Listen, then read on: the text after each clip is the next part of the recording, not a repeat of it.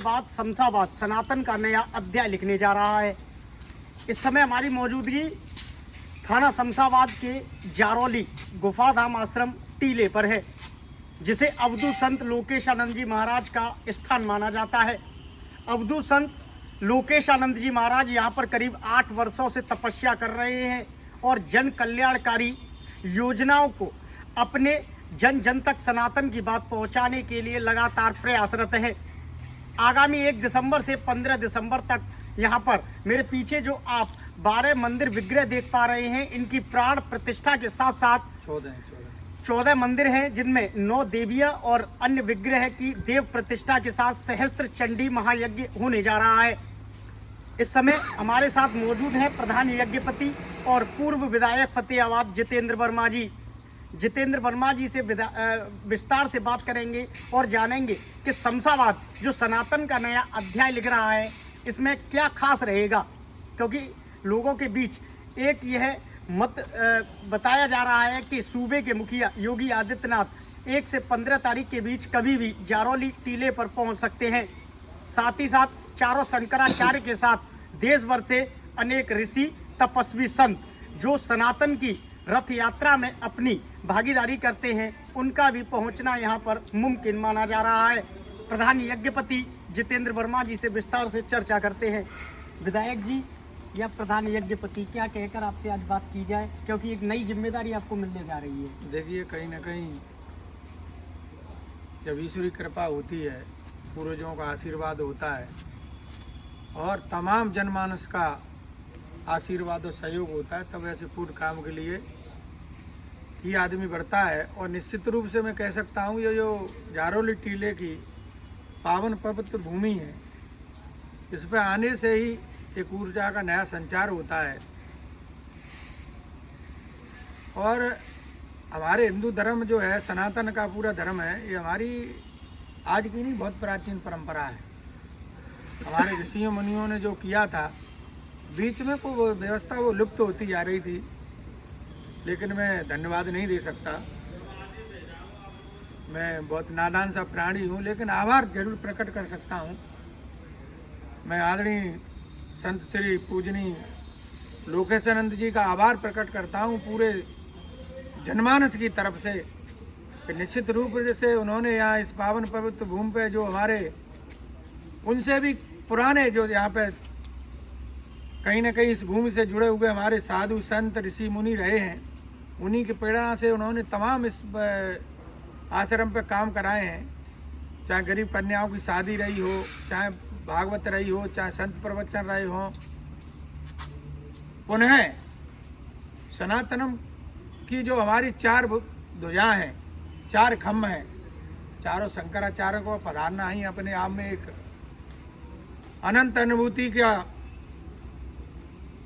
जिज्ञासा होती है। वो जो मिलने की वो पूरी करने का काम आदरणीय लोकेशानंद जी करवा रहे हैं। जैसा आपने अभी कहा तो माँ आदरणीय पूजनीय शंकराचार्य जी तो पधारेंगे ही, उनके साथ साथ हमारे तमाम मठ मंदिरों के, चाहे वो अयोध्या के हों, चाहे वो हमारे मथुरा के हों, चाहे हमारे और कई पावन पवित्र तीर्थ स्थलों के हों, सभी जो महामंडलेश्वर हैं, संत हैं, वो इस जमीन पर पधारेंगे। और निश्चित रूप से हमारे लोगों का, सभी का, पूरे क्षेत्र फतेहाबाद शमशाबाद के जनमानस का ये सौभाग्य है कि वो हमें यहाँ पे आके आशीर्वाद देंगे और हम लोग उनके विचारों को सुनेंगे। निश्चित रूप से उससे हम लोगों का आगे की जो हमारी एक इतिहास लिखा जाएगा।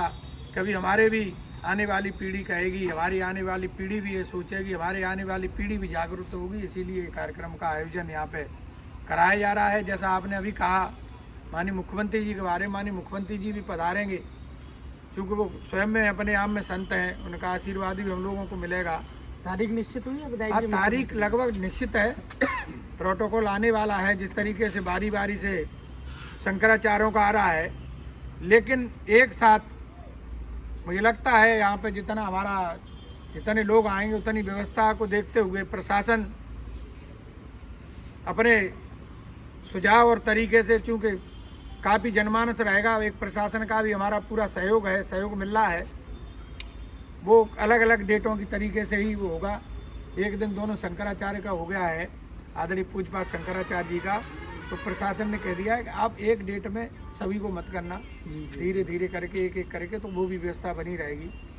उसी के तहत उसको भी देखते हुए कहीं किसी को कोई परेशानी नहीं हो, उसी के देखते हुए सभी की अलग अलग तारीख है। चूँकि 15 दिवसीय कार्यक्रम है और आप भी जानते हैं जब सब एक ही दिन आ जाएंगे प्रोटोकॉल होता है और फिर एक दिन नहीं सब बारी बारी से आएंगे तो उन्हें भी कहने का मौका मिलेगा और हमें भी सुनने का मौका मिलेगा। चूंकि आप राजनीति से जुड़े हुए हैं, शमशाबाद सनातन का अध्याय लिख रहा है लेकिन संभल में दंगा हो रहा है, क्या कहना चाहेंगे? बटेंगे तो कटेंगे। देखिए, मुझे लग रहा है 10 मतलब 8-10 साल में ये पहला दंगा है और कहीं ना कहीं दंगाई जिनकी मानसिकता दंगाइयों की केवल उसी मानसिकता से जीते हैं वो करते हैं कहीं ना कहीं। लेकिन माननीय मुख्यमंत्री जी ने कल ही निर्देश जारी कर दिया है कि जिन लोगों ने दंगा किया है उनकी सारी संपत्ति पूरक करके उसकी भरपाई की जाएगी। ये भी अपने आप में एक ऐतिहासिक फैसला है।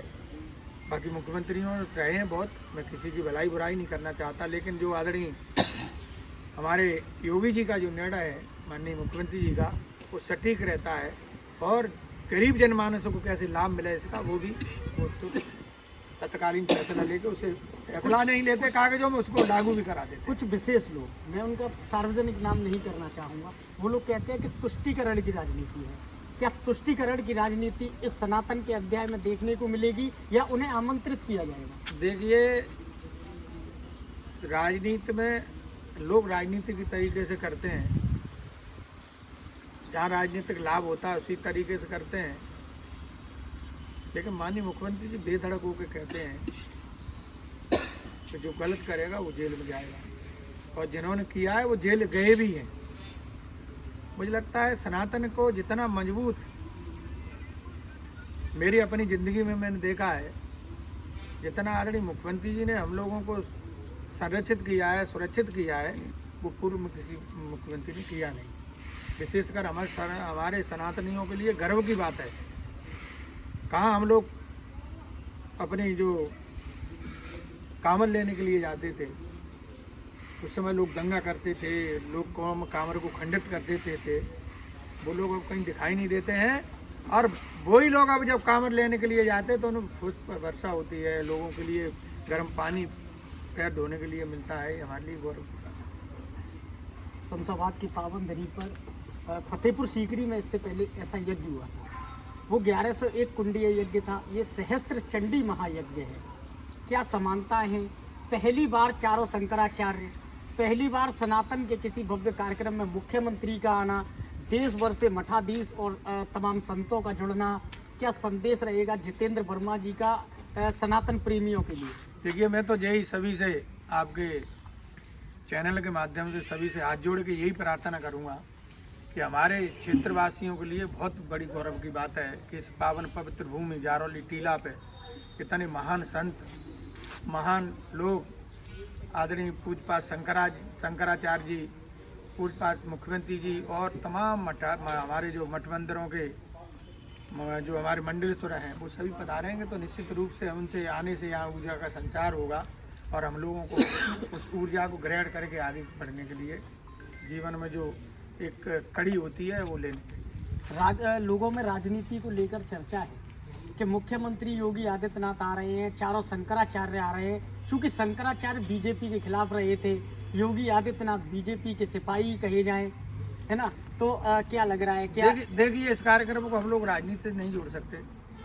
पूज्यपाद मुख्यमंत्री जी भी संत हैं और वो गोरखपुर के अपने बीजादेश्वर हैं, तो मैं तो उसी दृष्टि से देखूंगा कि कार्यक्रम तो धार्मिक है, सनातन का है, संतों का है। बाकी हम जैसे तमाम जो भाई लोग खड़े हैं और हम लोग सब ग्रस्त हैं, लेकिन चूंकि सनातनी है, हमारा परम धर्म है कि हमारी जो सनातन की ध्वजा लेके चले, हम लोग उसे मजबूत करने का काम करें। और जिस तरीके से पूरे अपने उत्तर प्रदेश में ही नहीं, पूरे मैं कह सकता हूँ भारत और विश्व में जिस तरीके से भारत का झंडा और डंडा बुलंद है, जब आदरणीय प्रधानमंत्री जाते हैं, आदरणीय मुख्यमंत्री जाते हैं तो उन्हें देख के जय श्री राम के नारे लगते हैं। इससे बड़े हमारे लिए गौरव। मतलब जितेंद्र वर्मा जी का कहना है कि जो राम की बात करेगा वह भारत पर राज करेगा। देखिए, राज करना एक अलग विषय है। राज तो तमाम लोगों ने किया है, लेकिन राम की बात नहीं। लेकिन हम बहुसंख्यक जो सनातन प्रेमी हैं उनके लिए किसी ने कुछ नहीं किया। आज से बहुत पहले हम जाएंगे, चाहे अकबर का जमाना रहा हो, हमारे पूर्वज बताते उस समय हमारी बहन बेटियों की क्या स्थिति होती थी। आज वही सम्मान से हमारी बहन बेटियां किस तरीके से जी रही हैं, किसी से छुपा हुआ नहीं। सरकारें तो तमाम आई, तमाम गई, तमाम जा चुकी हैं, लेकिन जो हम लोगों को सम्मान मिला है वो हमारे लिए बहुत कल्पनीय है, अकल्पनीय है कि इतना मिला नहीं कभी। मैं नहीं कह रहा इस बात को, आप आम जनमानस से पूछेंगे वो भी बता देगा। मेरी उम्र कम है, मुझसे भी आप 65, 70, 80 साल की उम्र वाले पे जाओगे तो वो और कुछ बताएंगे।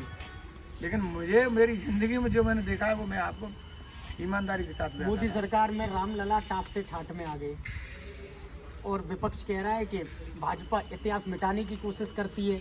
1947 संशोधन के अनुसार किसी भी धार्मिक स्थल को छेड़ना नहीं है, लेकिन भाजपा लगातार संभल जामा मस्जिद पर अपनी एक प्रतिक्रिया व्यक्त कर रही है। मैं एक बात कह सकता हूँ कि जिस तरीके से विपक्षी दलों के नेता जिस तरीके से टोपी लगा के रंग बदलते हैं, कहीं मस्जिद की टोपी लगाते हैं, कहीं मंदिर की टोपी लगाते हैं, वो निश्चित रूप से राजनीति के लिए लगाते हैं। और जो हमारे आदरणीय मुख्यमंत्री जी हैं, उन्होंने डंके की चोट कहा है कि मैं रक्षा सूत्र बांधता हूँ, रक्षा सूत्र बांधूंगा और मैं गोल टोपी नहीं लगाऊंगा। मैं सनातन का प्रेमी हूँ, सनातन का प्रेम करूँगा। इससे बड़ी बात कोई हो नहीं सकती हम लोगों की। नहीं तो गोल टोपी लगाने में हर्ज क्या है? देखो, जो जिस धर्म को मान रहा है उसे वो धर्म मानना चाहिए। वो तो एक राजनीति का तुष्टिकरण ही कहेंगे, उसी के लिए राजनीतिक लाभ ही कहेंगे, उसे और कुछ नहीं कह सकते। वो राजनीति के लिए किया जाता है। मैं जितेंद्र वर्मा जी की बात करता हूँ। जितेंद्र वर्मा जी अगर वोट मांगने जाते हैं, अगर गोल टोपी वालों के पास वोट मांगने जाते हैं, तो क्या आप गोल टोपी लगाना पसंद नहीं करेंगे? देखिए, मैं हिंदू धर्म में मैंने जन्म लिया है, मुझे किसी के धर्म से कोई बुराई नहीं है, मैं किसी धर्म की बुराई नहीं करता। और ना हमारे सनातन में ये सिखाया जाता है। हमारे यहाँ तो कहते हैं जब भागवत गीता ज्ञान यज्ञ सप्ताह होता है, जो कहते संसार का कल्याण हो, सबकी रक्षा हो।